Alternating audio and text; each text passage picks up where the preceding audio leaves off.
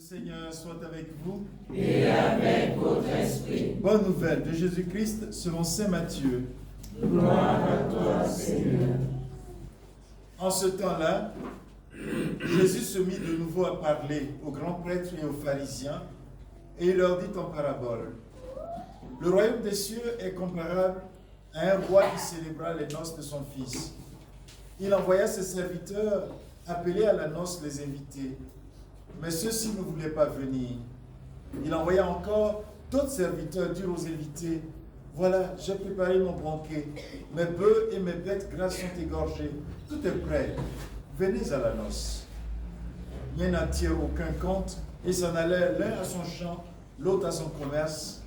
Les autres empoignèrent les serviteurs, les maltraitèrent et les tuèrent. Le roi se mit en colère. Il envoya ses troupes, fit périr les meurtriers et incendia leur ville. Alors il dit à ses serviteurs, « Le repas de noces est prêt. » Mais les invités n'en étaient pas dignes.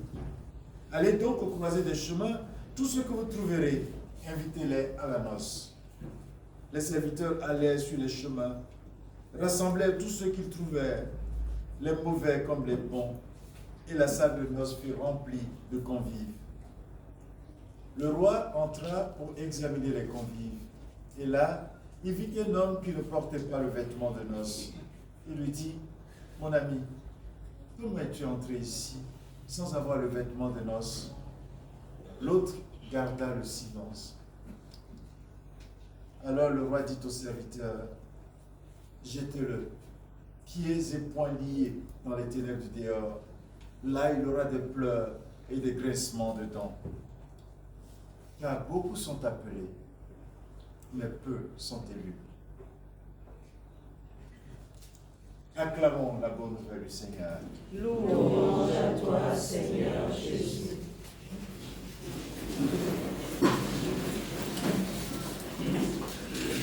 Comme chaque année, nous avons désiré cette Eucharistie pour rendre grâce pour nos vacances, pour présenter justement toutes les situations, des belles choses qui nous sont arrivées, mais aussi présenter tous les malheurs que nous avons eus. La perte d'un parent, d'un ami, d'un collègue. Nous avons voulu porter tout cela dans l'Eucharistie, notre première Eucharistie de l'année pastorale qui va commencer aujourd'hui. Je crois que nous le faisons bien. Donc n'oubliez pas d'apprêter les personnes qui vous tiennent à cœur, disparues, mais aussi les événements qui vous ont été favorables aussi. Apprêtez-les dans votre cœur, parce que nous allons tout cela rassembler pour que le Seigneur les prenne avec lui dans son Eucharistie. Alors, la messe d'aujourd'hui, justement, tombe très très bien, parce que le Seigneur vient nous rappeler de grandes choses. D'abord, dans la première lecture tirée du livre d'Ésaïe, où le Seigneur nous dit que le peuple hébreu est en exil à Babylone. C'est la grande souffrance, la grande misère. Ils pensent qu'ils sont perdus, leur vie est finie. Et là, Isaïe leur annonce que le Seigneur prépare quelque chose de nouveau. Voici notre Dieu, en lui nous espérions, il nous a sauvés. C'est lui le Seigneur, en lui nous espérions. Exultons, réjouissons-nous, il nous a sauvés. Car la main du Seigneur reposera sur cette montagne. Dieu n'abandonne jamais, jamais ceux qui lui appartiennent. Il n'abandonne jamais. Parfois, on a l'impression qu'il nous a abandonnés. Il y a tel malheur qui nous frappe, alors Dieu nous a abandonnés. Non, il ne nous a pas abandonnés. Il y a une leçon à tirer dans le malheur qui nous arrive. Mais il y a toujours un chemin nouveau qui nous dresse devant nous. Parce que très souvent, nous voyons une seule direction dans notre vie et nous cognons le mur, alors que la porte est là-bas. Nous voulons sortir absolument ici. Mais là, c'est du béton. On va, on cogne, on revient, on tombe, après on est comme des blessés de guerre. Parce qu'on a trop cogné le mur là où il ne faut pas passer. Là où le Seigneur n'avait pas prévu qu'on passe. Alors que la porte est grande ouverte, là où il nous désire que nous passions. Donc c'est à nous simplement de lever la tête. Et c'est pour cela que le psalmiste dit, j'habiterai la maison du Seigneur tous les jours de ma vie, pour la durée de tous les jours. J'habiterai là-bas. Et c'est vrai. Et ça, je vous dis une chose, je le pense, hein, je ne sais pas si c'est vérifiable, mais je pense que c'est vérifiable. Une fois qu'on a été baptisé, je vous assure, tout ce que nous devons obtenir est dans l'Église. Si tu te coupes de l'Église, par quelque choix que tu fais, toi-même tu prépares tes malheurs. Toi-même tu prépares. Tu prépares. Donc, vraiment, tu es venu dedans, on ne t'a pas obligé. Toi-même tu as dit, je vais être baptisé dedans. Si c'était tes parents qui t'avaient baptisé, c'est bon. Bon, on peut dire c'est eux les responsables. Mais toi-même, après tu as décidé d'aller à l'église. Tu même communies au corps de Christ, après tu l'abandonnes, pour quelque raison que ce soit, tu vas ailleurs, tu te promènes ailleurs, mon ami, c'est toi-même qui crée tes propres malheurs. Donc vraiment, pour beaucoup d'entre nous, notre salut, c'est là. C'est là. C'est là que ça peut nous sauver. Si nous nous en écartons, nous souffrons. Ça, c'est vraiment quelque chose que je vous dis d'expérience. Hein. Ce n'est pas quelque chose que c'est pas une révélation divine, mais c'est ce que j'ai vu dans la vie concrète de beaucoup de personnes.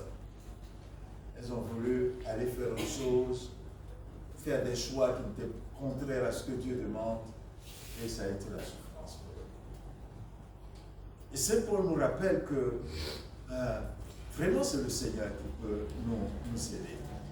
Il comblera tous nos besoins selon sa richesse, magnifiquement dans le Christ Jésus. Il comblera nos besoins. Et c'est vrai. On veut l'immédiateté, mais pour Dieu, la durée des jours, c'est long. C'est long. Il prend son temps parfois. Parce qu'il nous faut des étapes pour que d'autres étapes s'accomplissent. Vous voyez? C'est comme un enfant demande une voiture. Je ne peux pas lui donner la voiture maintenant. J'ai besoin d'une étape d'abord, qu'il réussisse ses études, et puis après je lui donne la voiture. C'est ça la première étape. L'enfant peut dire, mais non, c'est pas un dictateur. Pourquoi ne me donne pas la voiture maintenant? Alors qu'il a les moyens, il a plein d'argent. Il y a des sacs d'argent chez lui. Et puis il ne me donne pas l'argent. Hein? Donc vous voyez que ça, ce sont des réalités qu'il nous faut vraiment comprendre. Et je suis justement dans l'Évangile, nous donne deux paraboles. En fait, c'est une seule parabole, mais une parabole avec deux volets. Dans ces paraboles, il vient nous montrer comment nous devons vivre dans l'Église. Qu'est-ce que ça veut dire pour nous être des membres de l'Église? Et donc, dans cette parabole, il nous invite aussi, comme on vit aussi dans le monde. Et la première des choses qu'il prend, il nous dit que l'Église, c'est un endroit de la fête. C'est un endroit de fête. C'est un endroit où on célèbre la fête, on se célèbre. Vous allez voir dans l'Évangile, il dit qu'on ne va pas à la noce n'importe comment, on ne s'habille pas n'importe comment pour aller à la noce. Dans l'Évangile, on va nous montrer ça. Que certains, quand ils viennent à l'église, ils s'habillent comme si on allait au champ, à la plantation. Mais quand on les invite à la salle de banquet là-bas, ils prennent soin, ils sont bien habillés, etc. Non. Tu viens à la noce de Dieu. Là-bas, là, c'est quelqu'un qui t'a convoqué, mais là, c'est Dieu qui te convoque. C'est pas le Père, dis-toi, il n'est rien. C'est Dieu qui t'a convoqué. Et donc, cette célébration est une célébration qui doit venir. Tu as bien arrangé tes cheveux, tu as bien coupé tes ongles, tu as bien habillé, puis tu viens. D'accord? Quand tu viens, on dit, ce bonhomme-là, voilà. Donc, c'est très important. Donc, c'est un repas de noces. Et dans ce repas de noces, Dieu a convoqué des gens. Il a envoyé des cartes d'invitation. Il dit, bon, toi tu es invité, tu es invité, tu es invité, tu es invité. Et chacun dit, non, moi je ne viens pas. Je suis en concubinage avec quelqu'un là ou quelqu'une, je ne viens pas. Donc ta communion là, je ne viens pas pour communier là-bas. Je ne suis pas là. Ou bien, il y a un autre qui dit, moi je ne viens pas. Je suis là, mais mon corps n'est pas là. J'ai enlevé mon corps. Je viens ici, mais mon corps est enlevé. Je suis ailleurs. Il y a un autre. Oh non, je n'ai pas. Aujourd'hui, là, j'ai des devoirs à préparer. J'ai des devoirs à faire. Donc, ton affaire d'église, là, je ne viens pas dedans. Ou bien aujourd'hui, là, mon chef m'a demandé de faire un travail là, donc tu ne viens pas. Convocation de Dieu, convocation de ton chef. Qu'est-ce qui est important? Moi, j'ai un ami personnel. Je l'ai marié il y a quelques années. C'est le premier mariage que j'ai célébré après mon ordination, juste après mon ordination. Et ce monsieur, qui est au cadre, il n'a jamais, étant DG, n'a jamais accepté qu'on le dérange les week-ends, samedi, dimanche. C'est pour sa famille. Il a 3 filles qu'il a élevées. Toutes ont eu le bac à 16 ans. Toutes sont aujourd'hui à l'université. Parce qu'il devait être à la maison avec elle et sa femme. Samedi matin, il fait du sport. L'après-midi, il va à la messe. Il va à la messe avec les enfants pour la messe anticipée. Dimanche, il est avec eux. Et il se repose. Toi qui veux le visiter, tu veux le visiter à la maison. Mais ça n'a pas empêché d'avoir des grandes fonctions. Il avait un grand poste dans une des grandes compagnies d'assurance. Le patron a exigé l'appel dimanche. Il prend le téléphone. Le patron a dit, je ne sais pas de toi. Il a dit, ok, il n'y a pas de problème. Il a chômé un peu. Il a eu du travail après. Il a continué. Mais il ne veut pas perdre sa foi, même dans les trucs qu'il gagne. Et ce gars n'a jamais perdu. Il n'a jamais été pauvre. Et c'est cela. Parce que parfois, on vit dans des compromissions. On croit que pour Dieu, on doit faire les mauvaises, on doit donner moins à Dieu et plus aux autres. Et on n'avance pas en fait. On n'avance pas. La vie n'avance pas. Et donc, voilà des gens qui décident que eux, l'invitation de Dieu, ça ne les intéresse pas. Ils commencent à prendre des compromissions. Voilà. Ils disent, moi, il a exagéré ici. Du moins, je suis exagéré un peu ici. Il y en a même qui sont des serviteurs qui les ont poignés, qui les ont tués, etc. Bon, c'est vrai que ça peut arriver. Qu'on a été invité et que les autres se mettent contre eux. Mais à la réalité, Jésus fait allusion à un événement qui s'est produit entre 66 et 70 de notre ère. Donc, après la mort de Jésus, une trentaine d'années après sa mort, même peut-être un peu plus, il y a eu justement l'incendie de Jérusalem. Tout a été brûlé par les Romains. Le temple de Jérusalem a été complètement détruit. Et Israël, qui avait comme une petite communauté, petite nation, un peuple, un pays, ils ont perdu ce pays-là jusqu'en 1948. Ils n'avaient plus de pays. Jusqu'en 1948, la décision de la communauté internationale, on allait les installer en Palestine. Vous comprenez les paroles qu'on a aujourd'hui. Ils sont allés trouver des gens qui étaient là depuis Calatrava. Voilà. Parce que eux, depuis 70 de notre ère, ils n'avaient plus de territoire. Ils vivaient dans les autres pays, dans les autres nations. Et donc, cette installation pose problème parce qu'on n'a pas demandé l'avis des gens chez qui ils allaient s'installer. On les a installés là. Bon, c'est de ça qu'il parle, mais ce n'est pas ça notre côté. Donc, la première parabole nous montre que l'église dans laquelle nous sommes invités. Et Dieu appelle, maintenant, le Seigneur, le maître des noces, appelle les serviteurs d'aller chercher tout le monde. Mais ça veut dire que Dieu ne trie pas.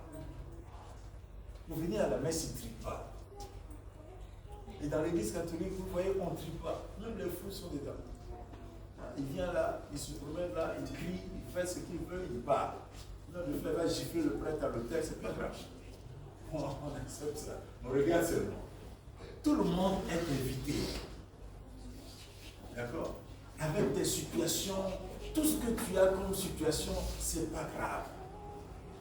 Dieu te considère comme quelqu'un d'important. Depuis que tu as été baptisé, tu es important pour lui. Donc, tu peux venir. Viens, n'aie pas peur.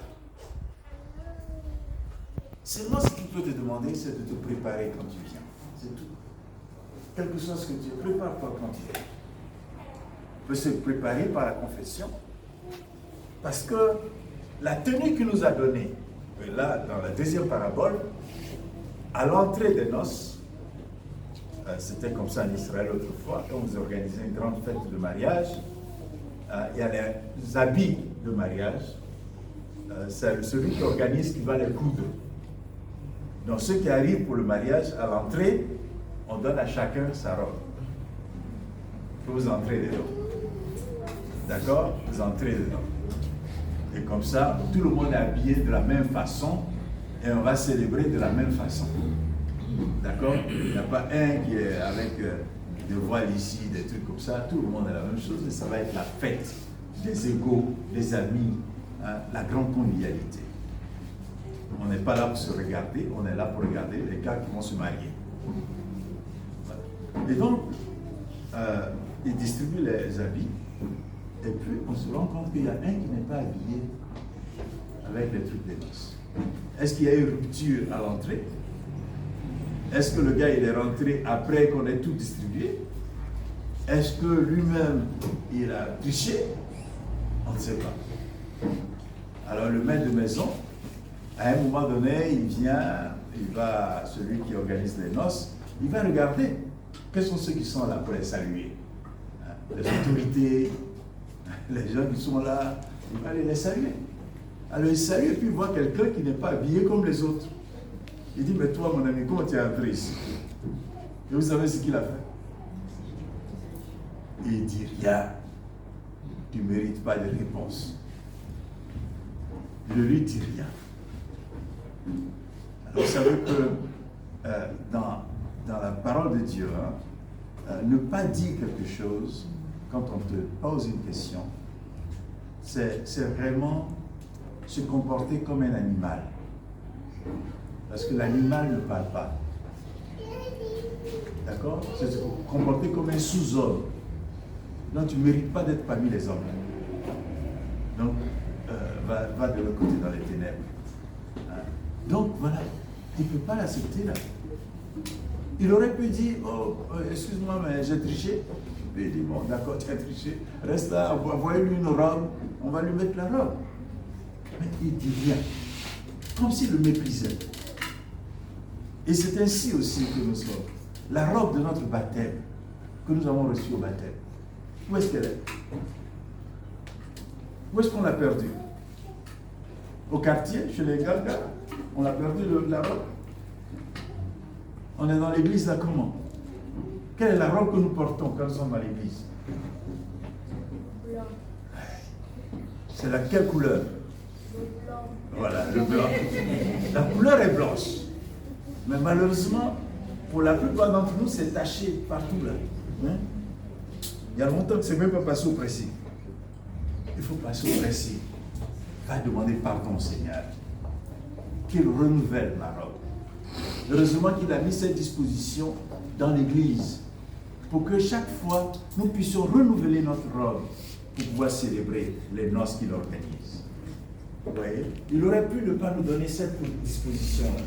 Mais nous avons cette disposition pour que nous célébrions avec lui. Et donc, notre robe est très importante. La robe de notre baptême. pour que nous célébrions les noces de l'agneau. Donc demandons au Seigneur, dans cette Eucharistie que nous célébrons, que nous soyons vraiment attentifs au royaume qui veut nous lire. C'est un royaume dans lequel nous sommes invités, qui que nous soyons, mais que nous devons nous engager pleinement dans ce royaume. Nous devons nous engager personnellement d'abord, en prenant la robe qu'il nous a donnée à l'entrée de son Église, pour rentrer dans son Église. Que nous prenions cette robe et que nous nous comportions totalement en bons chrétiens chaque fois que nous le